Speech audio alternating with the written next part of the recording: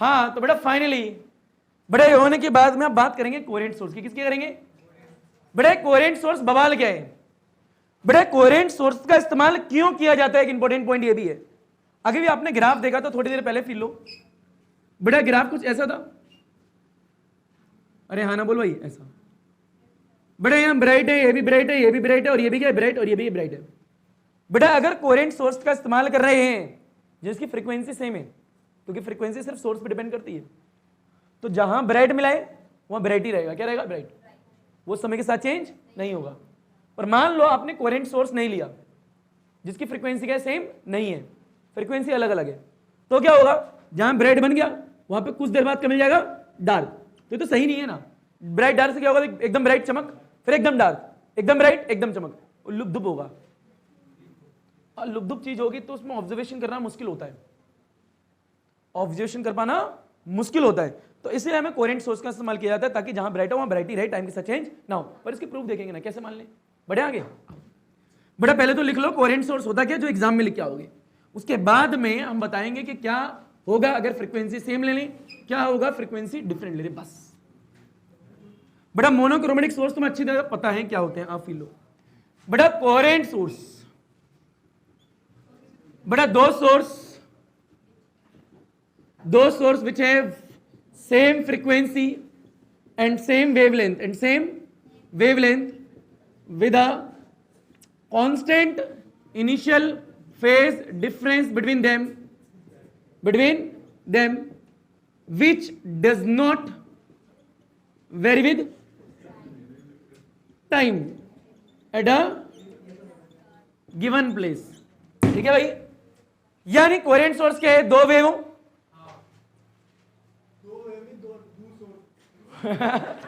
Hero दो source बोल रहा है बेटा। फिर क्या लिखा है? दो source which have same frequency and same wavelength with a constant initial phase difference between them which does not very with time at a given place. इसका मतलब क्या है कि दो सोर्स है जिनसे लाइट निकल रही है ना, वेव आगे बढ़ेगी, जिनकी फ्रीक्वेंसी क्या हो? सेम हो। क्या हो? सेम।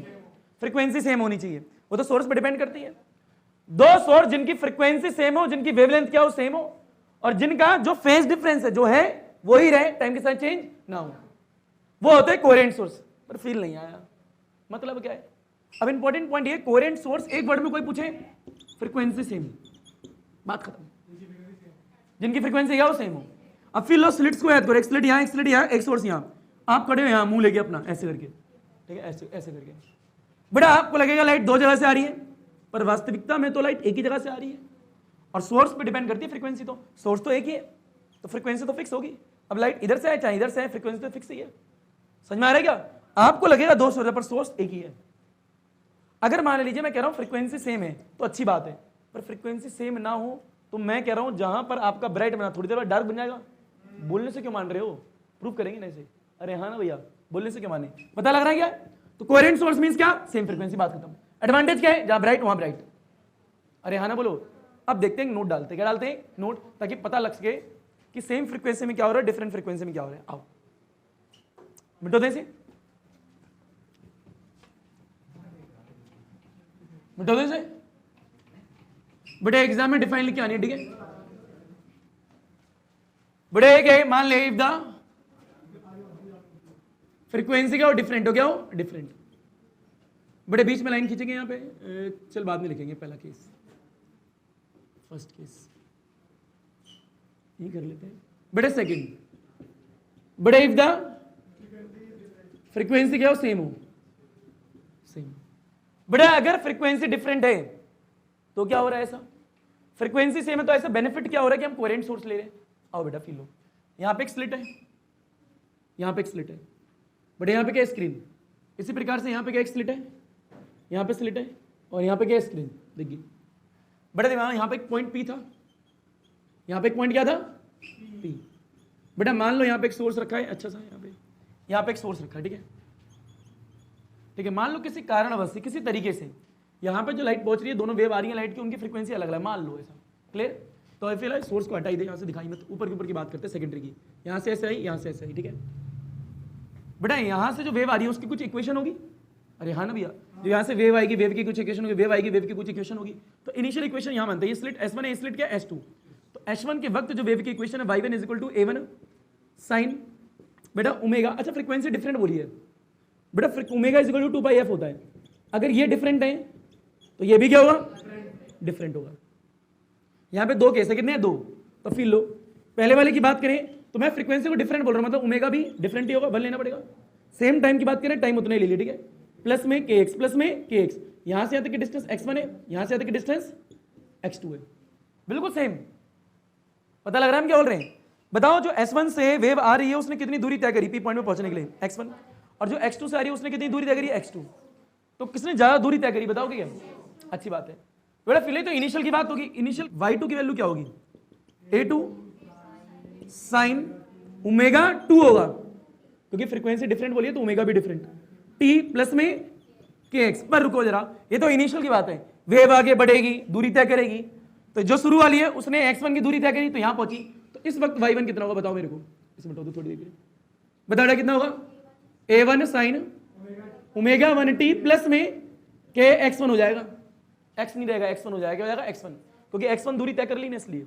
बेटा y2 कितना हो जाएगा, बेटा y2 इज इक्वल टू में a2 sine omega 2t plus में kx2 हो जाएगा। बेटा ये क्या है, फेज, ये क्या है फेज, बेटा ये भी क्या है फेज। बेटा फेज के बीच में डिफरेंस निकालते हैं, बेटा फेज के बीच में डिफरेंस निकालो, बताओ ऐसे दिखाई दो यहाँ पे। बेटा फाइव इज इक्वल टू क्या आएगा, बड़ा माइनस छोटा, बड़ा ये नीचे वाला x2 जिसमें होगा बड़ा होगा।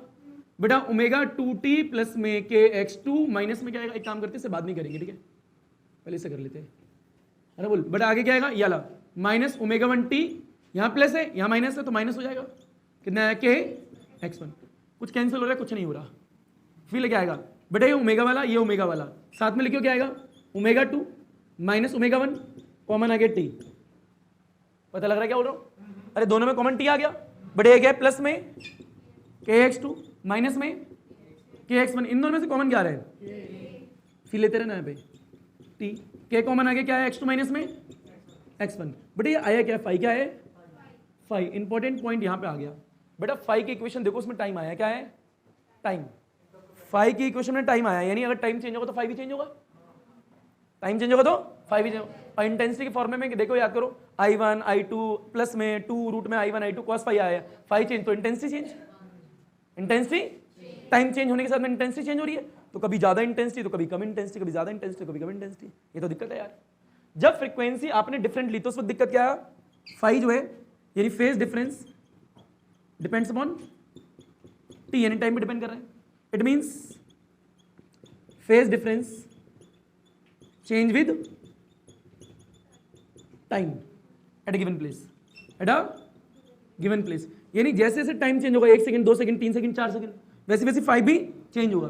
और फाई चेंज होगा तो एक फील वी नो इंटेंसिटी का फॉर्मूला क्या होता है, रिजल्टेंट इंटेंसिटी का i1 i2 plus 2 of under root में i1 i2 cos फाई। अगर फाई चेंज हुआ है यहाँ पे, फाई चेंज तो cos फाई चेंज होगा, cos फाई चेंज होगा तो IR भी क्या होगा, चेंज होगा। IR चेंज हो गया, इंटेंसिटी चेंज हो रही है टाइम के साथ में इंटेंसिटी, यानी जहां पर ब्राइट बनाए वहां पे हमेशा ब्राइट नहीं रहेगा, 1 सेकंड 2 सेकंड में हो सकता है वहां पे इंटेंसिटी कम होकर बिल्कुल जीरो हो जाए। फील ले रहा है ये कब आया, जब फ्रीक्वेंसी डिफरेंट है, तो हम फ्रीक्वेंसी डिफरेंट ले ही नहीं सकते, हमें फ्रीक्वेंसी सेम रखनी, क्या रखनी है, सेम। पता लग रहा है फ्रीक्वेंसी हम सेम रखने की कोशिश क्यों कर रहे हैं, क्योंकि डिफरेंट लेंगे तो दिक्कत आ रही है यार, एकदम से इंटेंसिटी ज्यादा फिर एकदम से कम, तो ये ऑब्जर्वेशन बहुत मुश्किल हो जाएगी ना, फील लेना इस चीज का।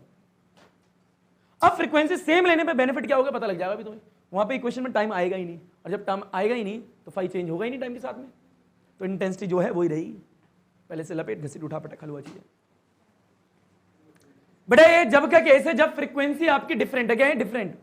अगर फ्रीक्वेंसी डिफरेंटली तो आपने पाया कि जो फाई है यानी फेज डिफरेंस जो है उसके इक्वेशन में टाइम आ रहा है, टाइम आ रहा है, इट मींस अगर टाइम चेंज होगा तो ये फाई भी चेंज होगा, फाई चेंज होगा तो इंटेंसिटी चेंज होगी यहाँ पे, और इंटेंसिटी चेंज होगी तो कभी ब्राइट कभी डार्क, कभी ब्राइट कभी डार्क, कभी ब्राइट कभी डार्क, तो ये दिक्कत है। तो अगर हम फ्रीक्वेंसी को सेम ले तो क्या बेनिफिट होगा, वो यस होगा। इसे मिटाते फिर दिखाते कैसे। तुम्हारे छज्जे के नीचे खड़े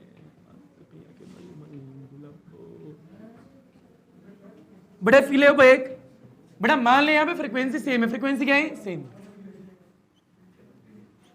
बराबर एक ये रहा S1, ये रहा S2, यहां से जो लाइट निकली उसकी कुछ वेव होगी, यहां से निकली उस वेव की इक्वेशन ये रही, पर इसमें फ्रीक्वेंसी सेम तो ओमेगा भी सेम।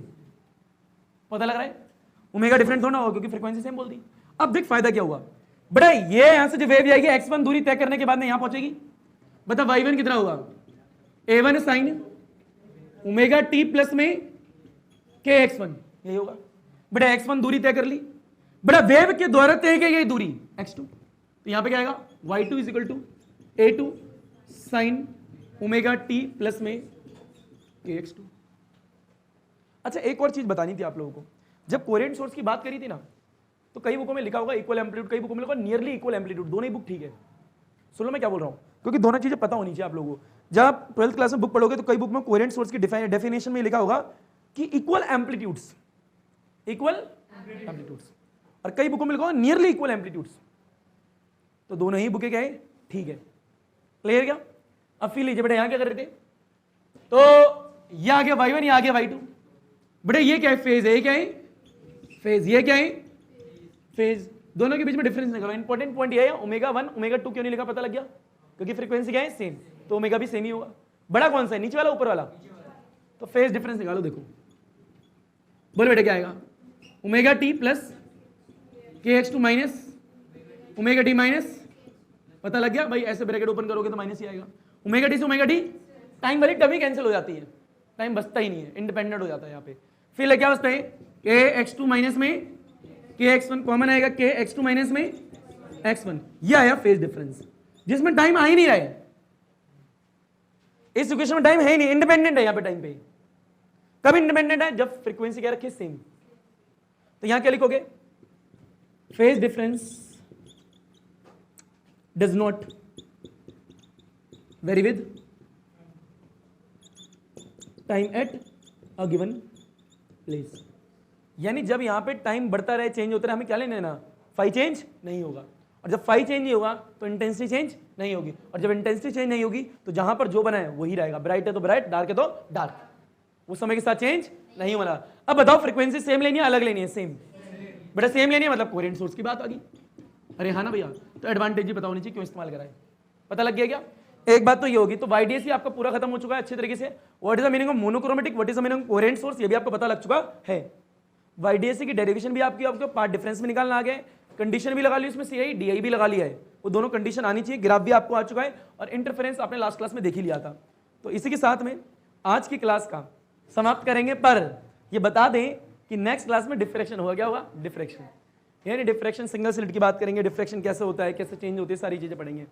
तो इसी के साथ में अल्हम्दुलिल्लाह थैंक यू, आपसे सत श्रीकाल। पढ़ो ना पढ़ो तुम्हारी मर्जी, सोना सोना फलंदर सब बच्चों, जैसे तुम्हारा दिन अच्छा वैसे तुम्हारी रात्रि अच्छी जानी चाहिए, उस वजह से धन्यवाद। पढ़ी केड़ा ना पढ़ी केड़ा तेरी मर्जी, केड़ा केड़ा बच्चा